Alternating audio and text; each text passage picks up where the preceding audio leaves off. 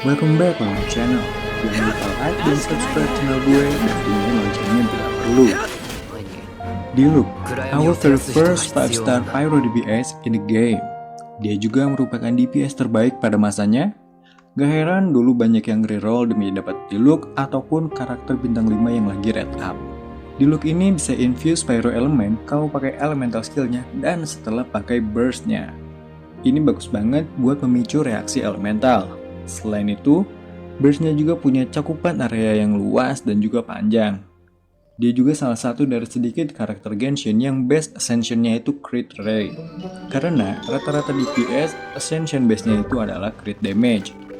Tapi kelemahan dia yang gue sendiri kurang suka itu attack speed-nya yang pelan karena mungkin dia pakai claymore. By the way, Diluc ini punya kostum sendiri yang bisa kalian beli dengan harga 2.480 kristal. Selain dapat kostum, burst animation-nya ini beda banget dari burst animation yang sebelumnya. Ini menurut gue keren banget, keren abis, parah. Dan kalau kalian tertarik, nggak ada salahnya buat beli kostum Diluc ini. Well, overall, gue menyarankan kalian pakai Diluc kalau belum punya karakter lain yang bisa dijadiin DPS. Terutama buat kalian new player ataupun FGP player.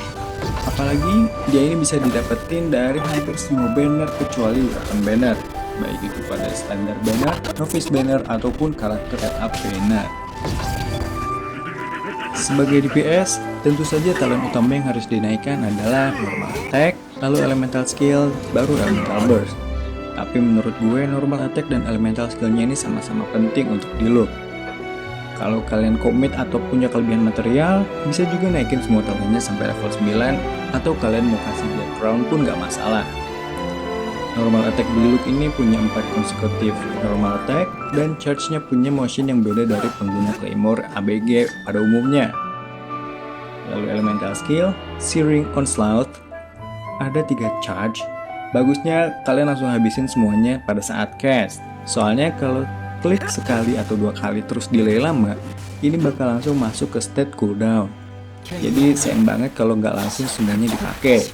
Selain itu, damage yang dihasilkan berupa pyro damage cocok banget buat proc reaction sama elemen lain. Elemental burst, down, Diluc bakal ngeluarin burungnya dan knockback musuh ke belakang dan mengakibatkan AoE pyro damage. Nah, habis pakai burstnya ini, normal attack dan juga elemental skill Diluc bakal infuse pyro element dan ngasih pyro damage ke musuh selama 8 detik. Energy cost-nya ini murah, cuma 40, jadi gue yakin kalian bisa sering pakai burstnya dia. Next untuk passive skillnya, Relentless, charge stamina, diskon 50% dan durasinya nambah 3 detik. Blessing of Phoenix, Pyro Infusion durasinya nambah 4 detik dan dapat buff 20% pyro damage bonus.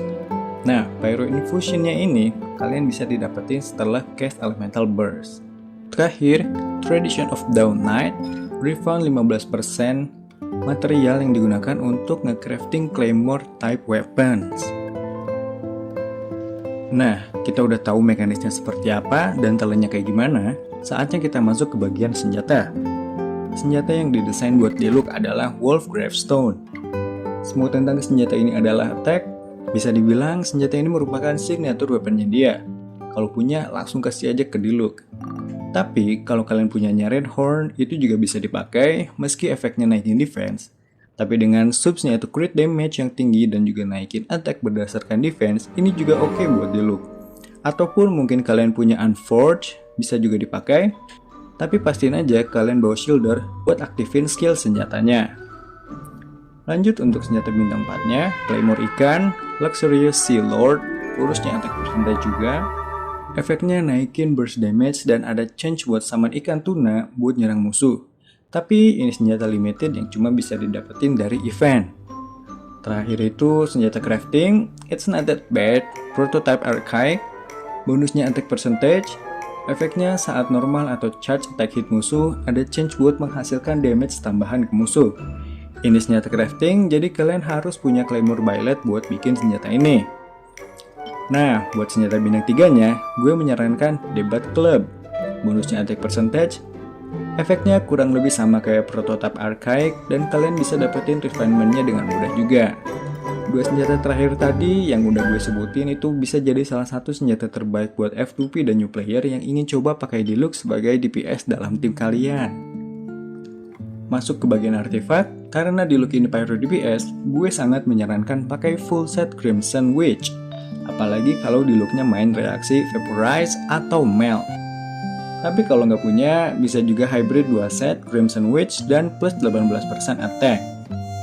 Nah, buat pemula yang belum bisa dapetin Crimson Witch, gue saranin pakai 2 set artefak plus 18% attack percentage, kayak Gladiator, Braveheart, atau Resolution of Soldierer.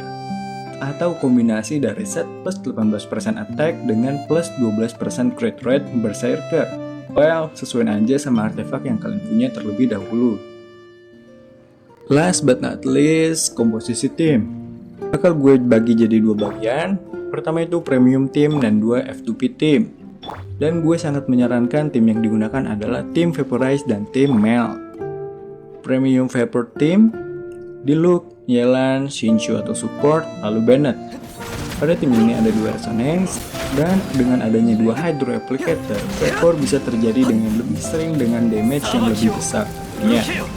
Nah, buat Xingqiu atau Yelan bisa diganti dengan Anemo Unit, biar dalam tim ada yang pakai Seed Viridescent Venerar yang bisa ngurangin resistensi musuh.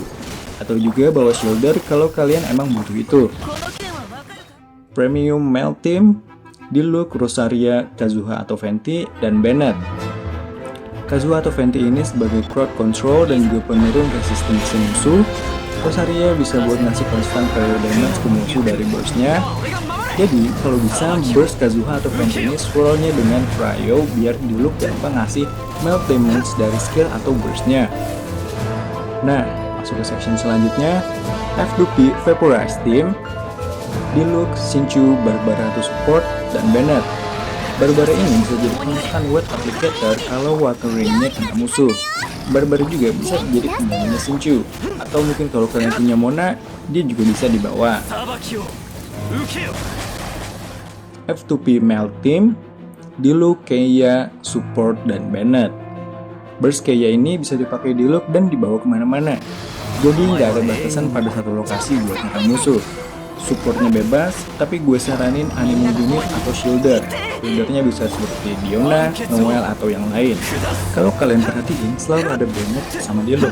Itu karena Bennett bisa jadi killer sekaligus attack buffer buat Diluc. Dan kalau dia udah chain 6, Pyro Infuse-nya ini sangat menguntungkan bagi Diluc. Last, saatnya merecap yang udah gue jelasin tadi. Buat talent, normal attack dan skill sama pentingnya, baru elemental burst. Senjatanya Wolf Gravestone kalau ada. Artefaknya full set Crimson Witch kalau mau main reaksi, kalau enggak bisa pakai 2 set plus 18% attack set. Dan ini juga bisa dipakai buat F2P dan new player. Timnya gue sangat menyarankan dan merekomendasikan Vaporize dan Melt Team. Just suit yourself. Itu tadi guide Diluc yang bisa gue kasih sekarang. Hope you enjoy it and see you next time.